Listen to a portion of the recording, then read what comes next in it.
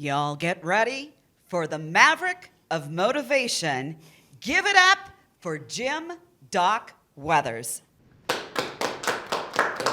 Thank you. It's great to be here.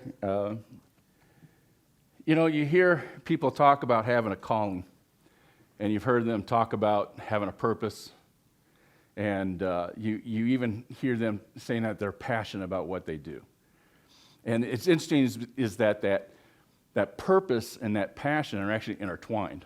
They're intertwined quite a bit because it's that passion that gives our life purpose to a higher level. It's also that passion that helps us through obstacles that come along with our purpose. But I know that there's times that during some days when I wake up and I'm ready to go, I'm very passionate, and it's like, good morning, God, let's just get going. I'm ready to start this day. And there's other days that it's, good God, it's morning. And what's interesting is that those types of days don't just happen once. It almost seems like they follow each other until they become a series of those days. I have realized from being in those days that one of the best ways to get out of it is to get connected, expose myself around other people, to make sure that I'm connected and interacting a lot with them, because when I get around that pack, when I'm around other people, a lot of times what I'm going through, that temporary passion loss, I find an answer from one of them to feed in to get me back focused. But I'm sure some of you are like, yeah, that's good for that short period. But what about those long periods? What about those times when things are just piling on and you're just wondering, what next? The pains that we feel, almost like we're walking through a valley of shadow of death.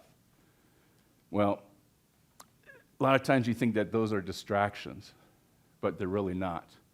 They're actually ways to help you, because what those times do is that they fuel in that fire to your passion, to the purpose. If you think about it, people that you admire, those extraordinary people, I guarantee you every one of them had extraordinary circumstances, extraordinary things that they had to go through to do that extraordinary thing or to be that extraordinary person. So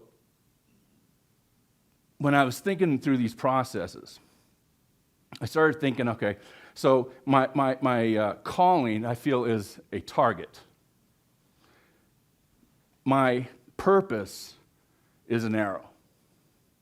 And my passion is my aim for my purpose, for my calling.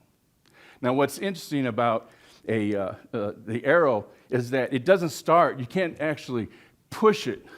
It actually has to be pulled. So those times when I'm going through those troubles, especially through those obstacles, it feels like I'm being pulled away from my target or my calling.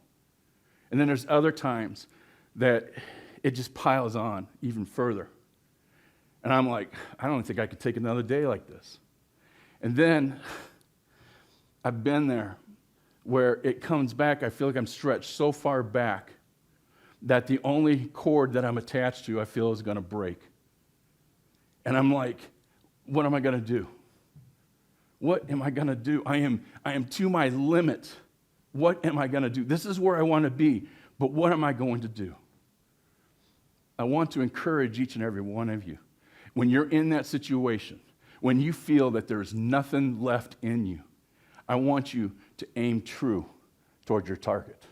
I want you to take that passion so that your purpose goes towards that target. Why? Because the greater the digression, the stronger the progression. I'm sorry, that was good. I'm going to say it again. The greater the digression, the stronger your progression. There's many times that we feel that what we're going through is working against us. In actuality, it's working for us. Those of you who feel that you're in extraordinary situations right now, that you're overwhelmed, I want to encourage you. You're about ready to do extraordinary things. Thank you.